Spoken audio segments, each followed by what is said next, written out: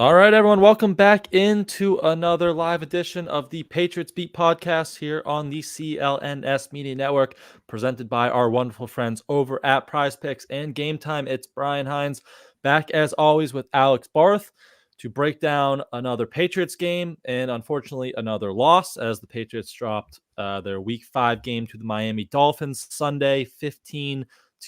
Their fourth straight loss. They dropped to 1-4 now on the season. And of course, we have some big news throughout the day, some stuff off the field, some stuff on the field, maybe a potential quarterback change that we will, get to in a little bit. And a lot of that relates to the game. So we'll start with the game. And Barth, I feel like I think we've started, I should have went back and looked, our last two game breakdowns about the coaching staff. And I feel like that's a good place to start again Yes. on this one because it was sloppy yesterday. 12 total penalties. I think that was accepted. That they might have had like 14 or 15 total. A couple got declined, but in the stat book, it went down as 12 penalties for 105 yards. There were more time management issues. We saw Drake Maye called it a carbon copy of what happened in week 2 against Seattle at the end of the first half when they get the ball back and they're like, we don't know, we're going to run and then we're going to pass. And then you go 3 and out and you kick the ball back to Miami. Now, they didn't capitalize on it and get points like Seattle did, but Drake Maye, one of his big things since taking over is you don't want to be an error repeater or a mistake repeater. And that was a mistake that he just repeated. And then Alex Van Pelt, offensive coordinator, seemed like they kind of got away from the run game. Some more questions with his play sequencing and stuff like that. So just big picture from a coaching standpoint. And again, like I said, we've kind of talked about this last few weeks, but it just wasn't another promising showing by the staff. So where are you kind of just at with Mayo and with the staff right now after Sunday's game? Yeah, it just feels like they're guessing on both sides of the ball, but especially on offense. There's no consistency. There's no rhyme or reason to a lot of what they're doing. They come out after week 1 and say, we're going to be a run first team. That's what we want to do. You have one of the most obvious run heavy games in terms of the matchup of the season. And they come out, I think they have like the 7th highest pass percentage of any team in the league this week. And it's not because like, oh, they fell behind and they had to start throwing.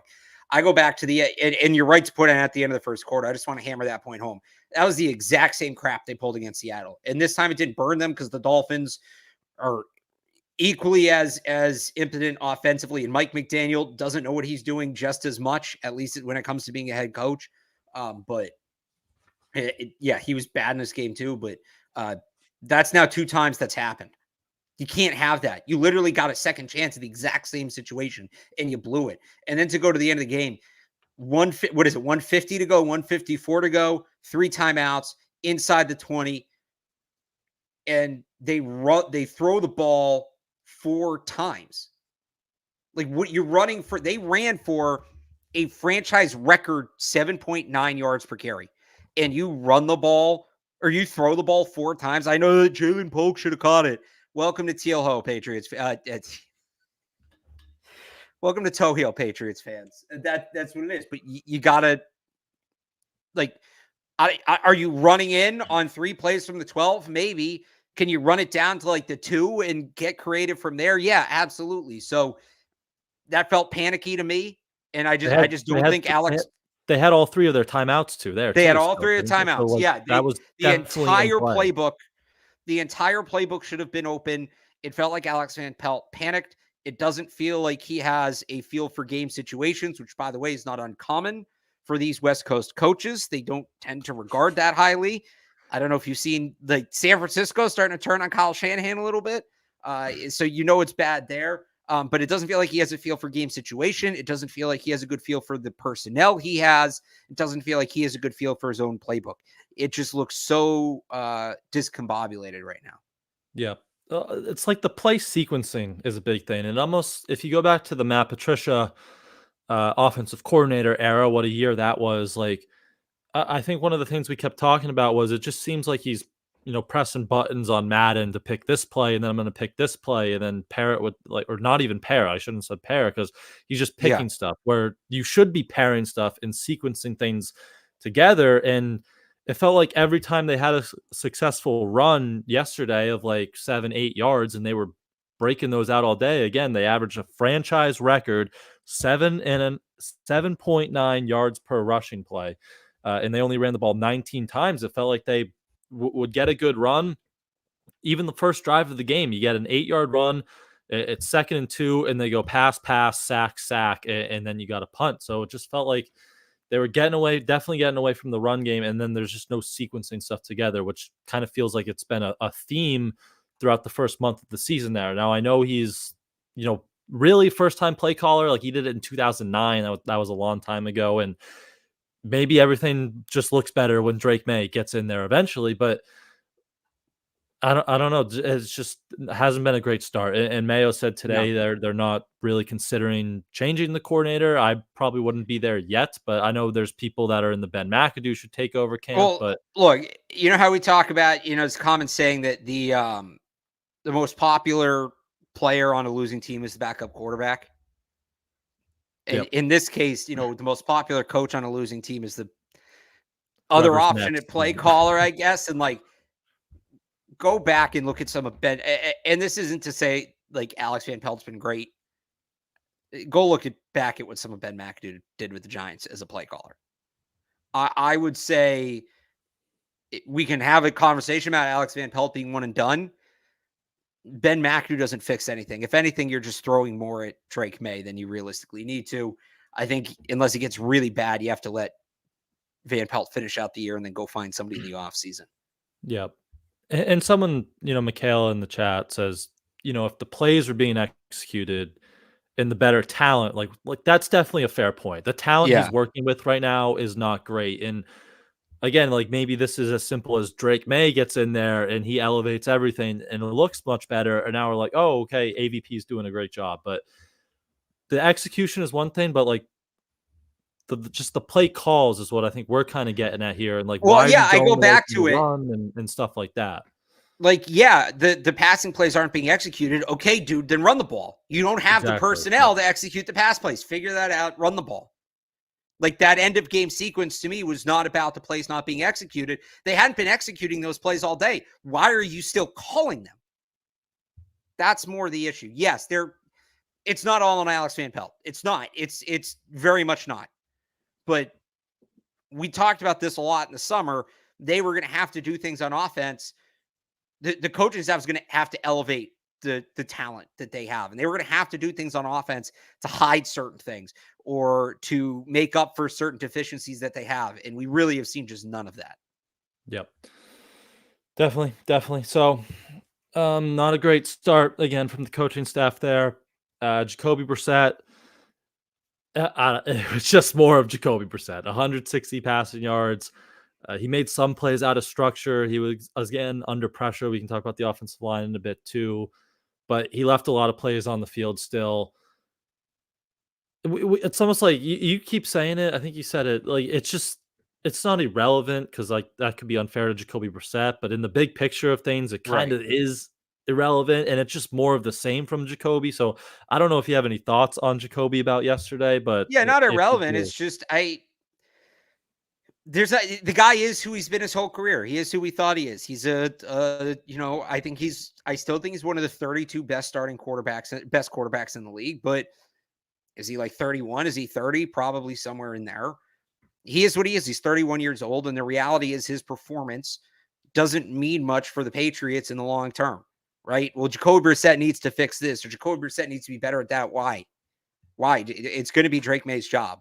So I don't know. I get people want to kind of see him get knocked, which I think is a little wrong.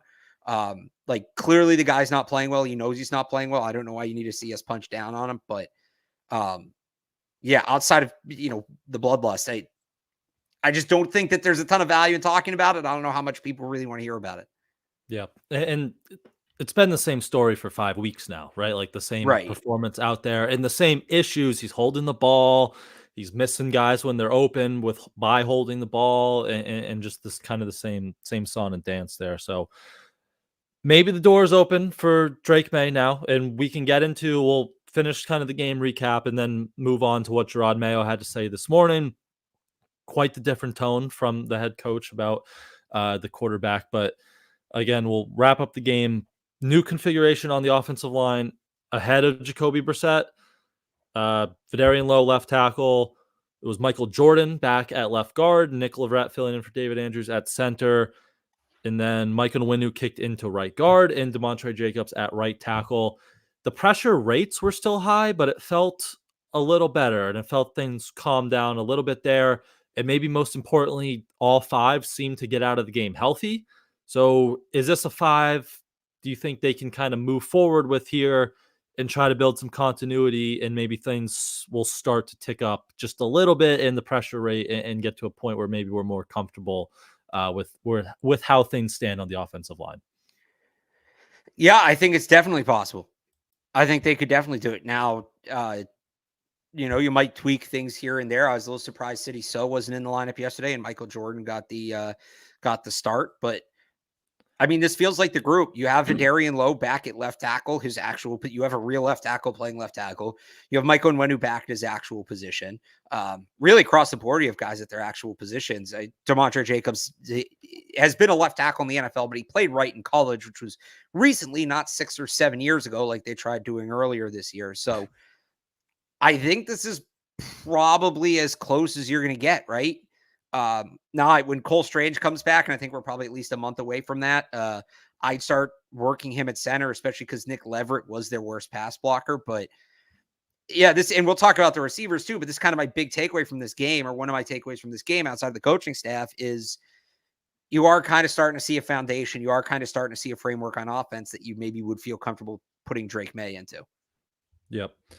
Yeah, Vidarian Lowe I thought was good. 0 pressures. Had some nice moments in the run game too. And again, he's just an actual left tackle, so that's a step in the right direction. And if he can play like that's really promising. And yeah, as Quinn says, in the chat, most of the pressure did seem to come from the inside.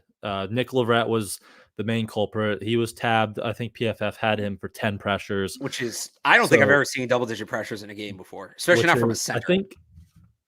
Let me try to. I think Doug posted it. Doug Kyde, that it was like the first guy with double-digit pressure since 2006, maybe.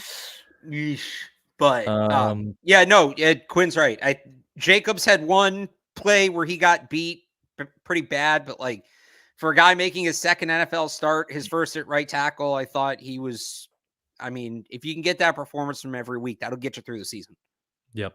Yeah. So Doug Kyde had it. Leverett's 10 pressures allowed are tied for the most by a center in a single game in the PFF era since 2006. Only one other instance of a center allowing 10 pressures in a game, John Sullivan of the Rams in Week 14 of 2018. Only 2 instances of a center allowing 9 pressures in a game. So for context, it's pretty rare for a center to allow more than 4 or 5 pressures in a single game. And again, Leverett was at 10 there by Pro Football Focus's tracking. So that was most of where the pressure was coming from. And that is, like you said, most of these guys are playing at their natural spots. That is the one guy who's really not. Like Nick Leverett's a guard. He started moving at center, like, when was it? Like middle of training camp almost, when they realized kind of behind David Andrews is a problem. So that's where he started. He even said that after the game, like, and he wasn't using it as an excuse, I should say, but he says, like, I'm still trying to get this down, the position down. So hopefully with more time, that will improve, because that, again, was the main issue on the offensive line there. And then Big Mike, too, had a few. So you hope maybe that's just first game back at guard and not too worried about him. You hope rust. Yeah, you hope that just settles down. So maybe a little progress there, which is an encouraging sign of things to come, especially if they are going to make a quarterback switch. But you mentioned the receivers. Jalen Polk got toe healed, but he was still open a good amount in this game. Pop Douglas, leading receiver, 6 catches, 59 yards, a little more Kayshon Boutte, and we got Kendrick Bourne back, working his way back from the knee injury. Only played 16 snaps, but what'd you like or what'd you not like from that receiver group, and the usage, how they kind of deployed these guys? Should also mention, I think it was 1 total snap for Tyquan Thornton, so he seems to have been replaced by Kayshon Boutte and Bourne as he works his way back. So again, that receiver room, what'd you like and what you didn't like? Look, I think there was a lot to like, honestly, in that game from the receivers. And this goes back to my take about, like, you're starting to see kind of a picture with Drake Maye stepping into here. Kendrick Bourne, I mean, he didn't look too bothered, and they'll ramp him up, I'm sure, here in the next couple of weeks. Jalen Polk continues to make some plays. Kayshon Boutte's come on strong, not just as a pass catcher, but as a blocker, but he did help pick up that big third down. And then Pop Douglas. I thought this was Pop Douglas's best game of the year. I think his numbers were technically better against the Jets, but we talked about this at the time. That game just felt like they were forcing the ball to Douglas. I'd refer to those stats as kind of empty calories, right? Where this was, he was starting to kind of dictate. The defense was kind of dictating around them. And I think he opened up some opportunities for other players while still being productive. So that, to me, like that's the group. It's Bourne, Polk, Douglas, and then you have Boutte to kind of rotate in and round that group out. And it'll probably be more Boutte than Bourne to start. And then as they ramp Bourne up, right? And KJ Osborne, I'm good. Like, he's not a bad guy to keep as your fifth wide receiver because you do want a little more depth there. I know there's a report last week they might be looking to trade Tyquan Thornton. Makes a ton of sense to me if you can get something for him. I think he played one snap in that game. Shocker, we kind of said all summer that well, they're using him like he's going to play a big role, but we're not seeing the actual progress or performance there, and we were kind of confused by that all summer. Here we are 5 weeks in and trade him. So I think they have their group, though. And then Javon Baker, somebody in the chat mentioned Javon Baker. He's a red shirt. He might get Foxboro flu or something. He's not ready. But, I mean, I think you're seeing a group kind of form and build some continuity there at receiver as well as on the line. Yeah. So Bourne mentioned 2 weeks. That's when he thinks he'll be back, like full go. He said he'll probably add 10-ish snaps on his plate each week. So we should see a little bit more of him next week. But yeah, I like that they're playing Kayshon Boutte. You mentioned the run block there to help Stevenson, and that even went back to the week before when he got a little bit more action. Seemed like he was holding up as a run blocker, and that'll get you on the field, especially in this offense. Well, we would hope in this offense that they're running the ball more going forward, and that will help. But that seems to be encouraging. So play some of those young guys and see what you got there. So, and then anything on the running backs? Mondre, did you like how Mondre's benching was only one series, one carry?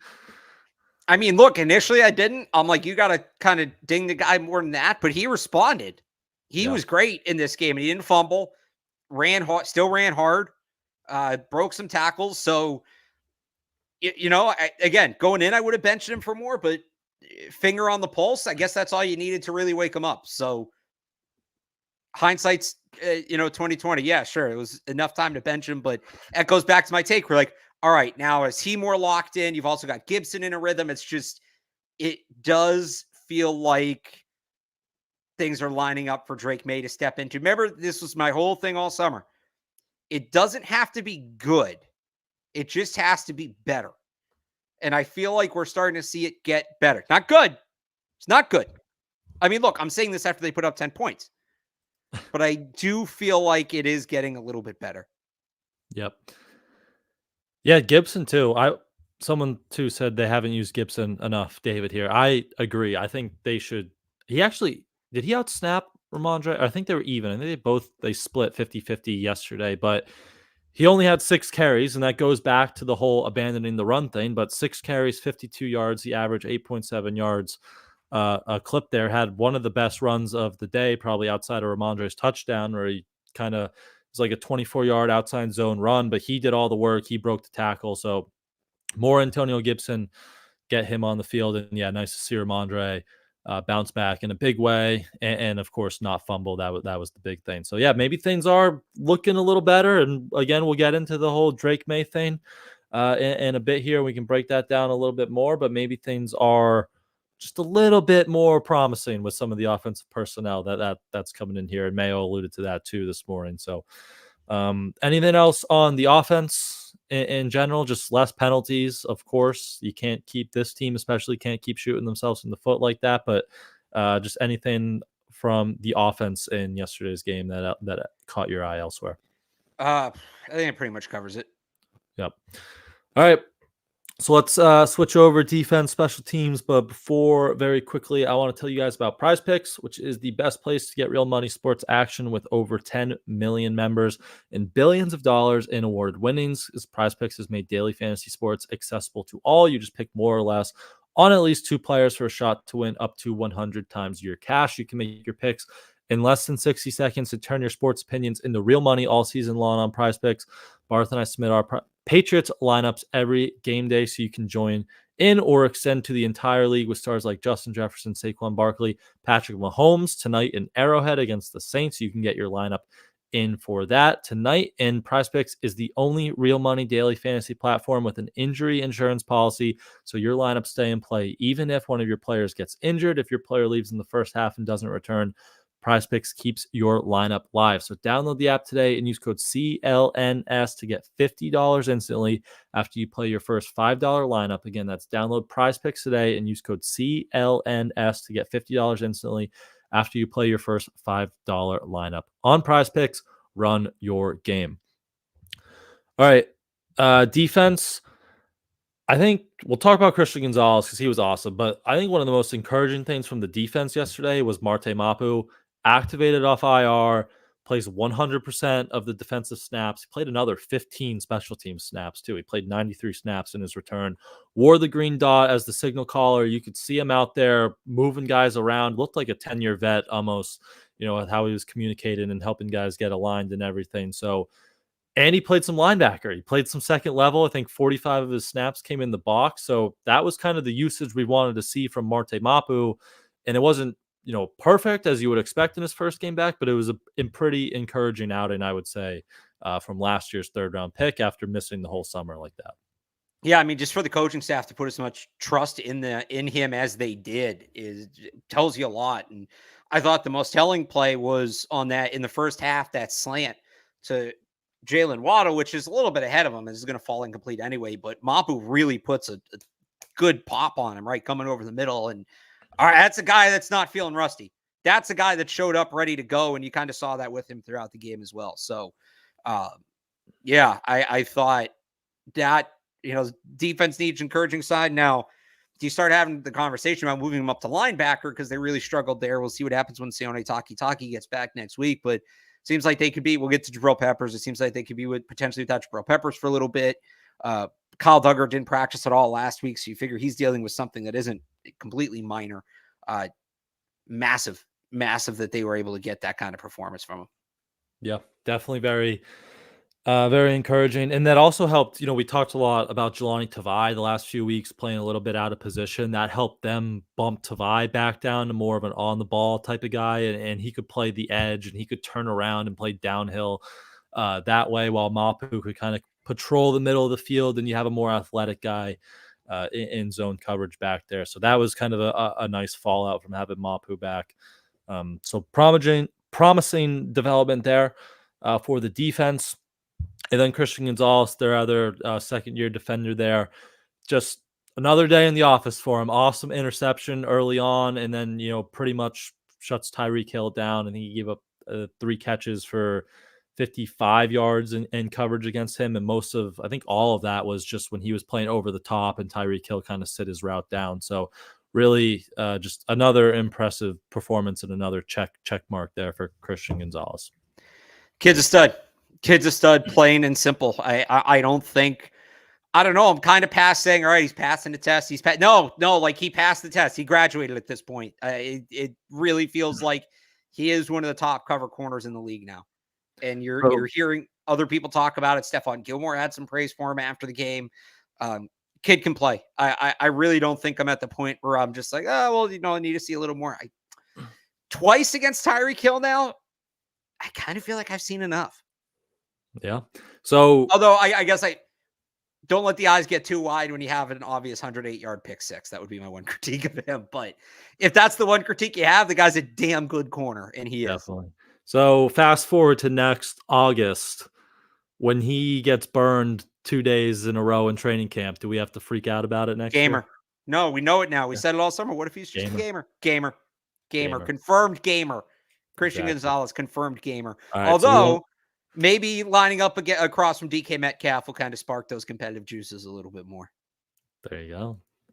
Gave up the touchdown, or maybe kind of his fault. Kyle Duggar week 2. I so mean, I could be talking about joint practices. We don't know. No, you're not gonna have cross country joint practice. That would be wild. That would be crazy. Seattle comes here for a joint practice. That would be But yeah, awesome game from Christian Gonzalez again. The run game, the run defense wasn't great, especially late. I know Drake Maye said fatigue kind of played a factor in that. They were on the field a lot, and that again, you can link that back to Van Pelt and the play calling with these, with the pass, punt, a lot of 3 and outs, a lot of quick short drives for the Patriots, put the defense on the field a lot. So Miami ran the ball. I had it here 41 times, so that's a lot of work on the ground. And that last touchdown drive, like 7 or 8 straight runs in a row and found the end zone. So the run defense didn't hold up great there at the end, but fatigue maybe played a little bit of a factor in that. But what else you got for the defense side of the ball? Yeah, just a rough game for Keon White, Josh Uche again. Like, they still can't get contained, and I'm surprised that Tyler Huntley didn't make them pay more for that. But this is still a problem, and against CJ Stroud will make them pay. And maybe it's not taking off with his legs, but extending plays and things like that. They have to be better about containing the quarterback. Yep. Yeah, that'll be interesting to watch next week against not Tyler Huntley and see how it looks, because you held them to 15 points, but it was Snoop Huntley. You don't want to give them their flowers too much, and they lost. So bounce back against CJ Stroud would be nice, even though it looks like the Texans might be down Nico Collins, so that'll be interesting. But yeah, CJ Stroud is a gamer there, so big test next week for that defense. So we'll wrap up the game. Special teams. That was a roller coaster of a special teams performance. You get a blocked good way to put it. a blocked punt, like a blocked field goal, tackle, whatever, that the Dolphins didn't get out, but then you miss a field goal. Bryce Behringer had a short punt. It was just kind of a roller coaster there for the special teams department. Yeah, like I said, they've been good this year.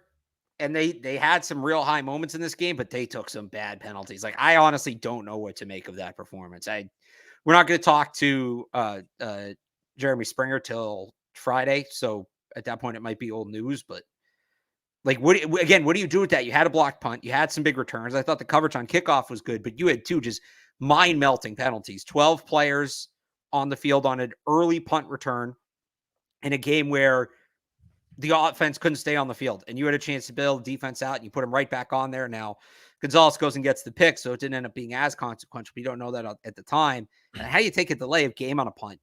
You're not even huddling up. You're deciding, before the third down. All right, if they don't pick this up, this is what we're going to call. So it was like, it was a really, I don't know what to make of it. I really don't know what to call that performance. Yeah, it was just weird. And Joey Sly missed a 33-yard field goal, which proved very costly, because if you had those 3 points, you're down near the end zone at the end of the game there, and you could have kicked a potential game-winning field goal. So that was after the blocked punt, which that whole drive was just insane. What was it, like 8 plays for 28 yards on a drive that started at their 23-yard line or something like that? Yeah, they had a 28-yard drive from the 23 and walked away with 0 points, including a 19-yard pass play. So that encapsulated the whole game right there. Then you don't want to see Joey Sly miss that. And yeah, shout out Chad Ryland, hit the game winner, someone said in the chat, for the Cardinals yesterday. So fitting that it happens on the day Joey Sly misses one, because Joey Sly's been good. So look, Kyle Shanahan just can't overcome Chad Ryland. Very true. He can't. Chad Ryland's the kryptonite there in the Shanahan. So but yeah, just a weird special teams game. So we'll see what happens there. But before we get to the other news of the day, the big news of the day, just anything else from that game that caught your eye, or that you just want to get a take off about anything there? No, again, I think that's pretty much it. Just too many flags, man. Too many flags. And a lot of it, it was, the team committing penalties, but also just like some of those were ticky-tack and just relax, keep in your pocket. You also had like the moving the ball penalty, and That was insane. yeah, that crew wanted to be a story. They were, but that crew wanted to be a story, and they got it. What'd you think of the Christian Ellis pass interference on that, like the last touchdown drive? I just don't. It's borderline, right? But you don't put yourself in that position if there's no reason to grab at him there. Yep. Yeah, and he was having trouble, lining up. It looked like anyway. So just tough spot to be in to put yourself in there. But all right, that's the game again. 15-10 loss to the Miami Dolphins. Patriots fall to 1-4 on the year. So let's get into kind of the two big news pieces of the day. Let's start quarterbacks. Gerard Mayo on the radio this morning had media availability this morning after it. Asked a lot about the quarterback, as you would expect. The last few weeks when he is there on Monday and they ask him about it, he says 100% Jacoby Brissett is our quarterback. We're moving forward with Jacoby Brissett. We're behind Jacoby Brissett as an organization. That was not his tone this morning. It was a lot different. He said, he kind of avoided it by saying we haven't had our full staff meeting yet, so we'll have to go in there and figure out how we want to move forward. Did not say Jacoby Brissett played well. Trying to pull up the quote as I was saying. He said it wasn't good enough. I thought we played well enough defensively and special teams to give ourselves a chance to win. So did not like what he saw from Jacoby. So the door is definitely open. Do you think we are getting the Drake in here next week against the Texans? Do you think they are going to finally make this switch and go with May here? I'm still 50-50 on whether or not he actually starts this week, just because it's Monday, and realistically, at the time Mayo talked to us, I don't think they would have definitively decided that. What I will say is this: I think the ramp up starts this week, and it should. It should. And a couple weeks ago, Ian Rappaport had that report where he basically said, Drake Maye is a ways away from starting, and he mentioned they haven't even started the ramp up period yet. So he's not going to go from getting 30% of the snaps in practice to being the starter. There's going to be something else that has to happen, clearly. I don't know what that is, but that's got to start now. And, do you start him this week against Houston, who, by the way, just put Josh Allen in a torture chamber?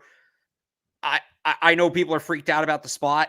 I might still do it. If you want another if you want to wait another week to Jacksonville, I can see the argument for that too. Which is in London, though. Well, we'll see what the schedule's like if they end up practicing 2 days or 3. If they got 3 days of practice in, I mean, yeah, you travel. It's not like they're going. What is that? Like a 6-hour flight? Yeah, I guess it's like a cross country. It's like the West Coast, right? Yeah. So, assuming they still get the 3 days of practice in, or maybe they're just like, all right, well, we're going to have one less day of practice next week, but that's like part of the ramp up, right? So we're going to give Drake Maye even much more time this week. Maybe even know, all right, we're going to play him against Houston and then start him against Jacksonville. Like, I know people are rolling their eyes. How do you still not want to start him? No, I'm saying I want to start him as soon as possible. Just realistically, do they need a week or two to get from where they are now to get him ready? And that wouldn't surprise me. And if that's the case, all I'm saying is begin the process this week. And if you can start him this week, great. If you can't, it shouldn't be more than like a 2 or 3 week ramp up. You should be able to start at the latest that Jets game at the end of October, which, by the way, is where I've been this whole time. I said at some point in October, we're going to see him. And it does seem like it's lining up for that. So I don't know. I wouldn't start cashing any or betting any Drake Maye overs for Sunday. But I do think that they start ramping up this week. We'll see. I'm sure Mayo will be asked, or we'll try to ask him, if Drake Maye still plans to get to 30% this week, because that to me is the big question. Like if he gets asked that question and then it's, oh no, he's up to 50% now. Okay, so they're at the very least they're getting him ready and it's coming. Maybe it's not this week, but it's coming. Yep. So we're not locking him into our Prize Picks lineup this weekend. We're not going there yet. We'll see if like maybe I said, there's a decent chance you bring him in the game. There's a decent chance you bring him in the game, but don't start him. So maybe if we can get like Drake Maye more than half a pass completed. Yeah. So I will say Jacoby Brissett was on radio about 4:30 this afternoon. Yeah. And he was asked, does he expect to start on Sunday? And he said just yes. He didn't want to talk about it any further. Yeah, I don't But think that means anything. yeah, so we don't know if that was coming, where that was really coming from. He just, if like that came in a meeting that he wasn't asked, but he expects it for now. But we talked Well, to I think Gerard. that's that thing. Sorry, I think that's that thing where it's like, you're on the team you expect to play. And like I Yeah, think if you ask Joe Milton, like right, like you prepare as a starter every week, and I kind of interpreted that answer that way. Like he's not whatever happens, he's going to prepare like he's the starter, and that'll be. I don't know. It's the most pressing conversation, but it is a conversation we will have at some point that will be interesting. It might tell us something. So okay, they make the switch. Is Jacoby Brissett the backup? yeah. Or is it Joe Milton and Brissett becomes the emergency third quarterback? That's going to be something else that's going to be worth discussing when we get to that point, which might not be for a week or two, but when we get there, we'll get there. Yep. And, if they were in a meeting at 3 and Gerard said we're making a switch, I don't know if he'd want Jacoby to break the news on radio anyway. So Right, maybe absolutely. that had something to do with it. So yeah, we talked to Gerard on Wednesday morning. So either we get a report before then about something, or we wait and we talk to Gerard on Wednesday about a decision there. But he also was asked this morning that he was asked about the supporting cast around May. And I know you kind of hinted at this earlier when we were talking about Bourne coming back and the offensive line settling down. And that was also kind of a change in his answer, because throughout this process, he said it's kind of independent on the offensive line when they're putting Drake in there. Alex Van Pelt even said that. And he was straight up asked, like, do you want some continuity on the offensive line and settle your wide receiver groups before you make a potential switch? And he said, that's a fair assessment. You're right. We need to get some consistency across the board for whoever is at quarterback. So again, you kind of mentioned earlier, but like I was ready to start Drake against Miami. You said, let's settle things down a little bit with the offensive line taking a minor step forward and being healthy, and Bourne coming back and helping that receiver group. Is that enough in your eyes to help that supporting cast just a little bit more, to make you and maybe make the team a little bit more, not reluctant, but willing to put Drake in there sooner rather than later? I mean, I think that's part of like, I never bought the whole, oh, well, Drake Maye's development is independent of what's going on the line. I don't think they're ever good. That's what they were telling us, but it didn't make sense, And I understand why they were telling us that. They don't want to throw the lineman under the bus, and Gerard doesn't want to throw Elliott Wolf under the bus. They need to have a certain level of working relationship. But no, I absolutely think that, and I talked about this before, I think the surrounding cast is part of it, and I think you're starting to see that surrounding cast come together. Yep. All right, so we'll wait and see. The door is definitely open. It would be cool if he gets to start in the throwbacks this week. That would be a nice start for Drake Maye and the red jerseys there. But we will wait and see there. And you didn't have any more thoughts on the quarterback, right? Before we move on to the last bit of news, which isn't as fun, but very quick before we get to that, I got to talk to you guys about Game Time. And we all love going to either sicko football games like the one we watched at Gillette on Sunday, or going to college games. Billy O and BC, they had a tough loss too this weekend. But you can get all your football games this fall with the Game Time app, and Game Time has a new feature called Game Time Picks that makes getting tickets to see your teams play live even easier, because Game Time Picks filters out the fluff to show you only incredible deals on great seats, so you don't have to waste time searching through thousands of tickets. If Drake Maye gets his first start this weekend at home at Gillette Stadium against CJ Stroud, reigning Rookie of the Year, and the Texans, you can get in right now. Lowest price on the Game Time app is $169 on Game Time. So head to Game Time for their lowest prices guaranteed, and other in-app features such as seat views, all-in pricing, and of course Game Time Picks, which makes it even easier to save more on sports, concerts, comedy, theater, and all your other tickets. So take the guesswork out of buying all those tickets with Game Time. Download the Game Time app, create an account, and use code CLNS for $20 off your first purchase. Terms apply. Again, create an account and redeem code CLNS for $20 off. Download Game Time today. What time is it? Game Time.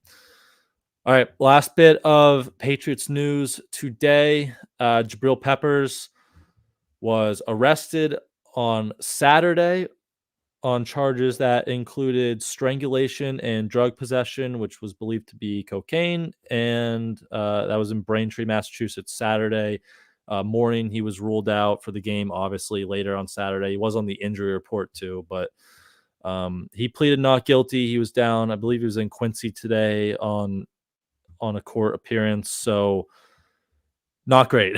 Not great from Jabrill Peppers there, but we will wait and see. His lawyer was there saying they have evidence against it, but just initial thoughts on the Peppers incident from this morning. It broke Monday morning, but again, he got arrested on the early hours of Saturday there.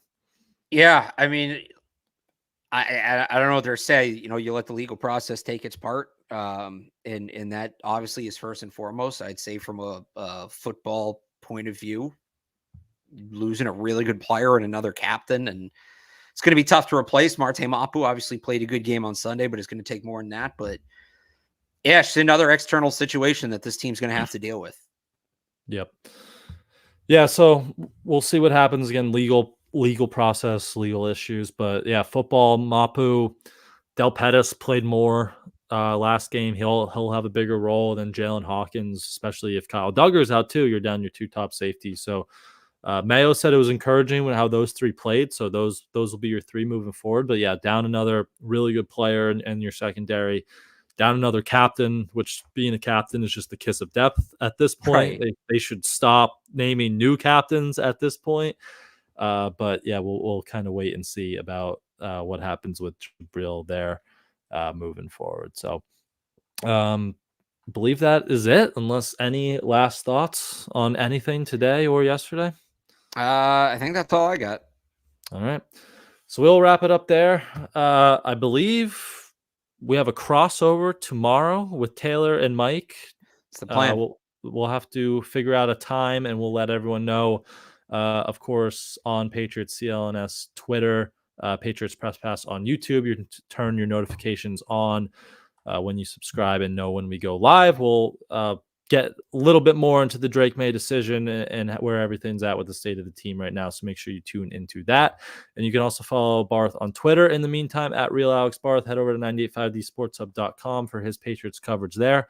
And you can follow me on Twitter at I am Brian Hines and head over to patspulpit.com for our Patriots coverage there as well. Thank you, everyone, for tuning in with us tonight, and we will see you guys tomorrow.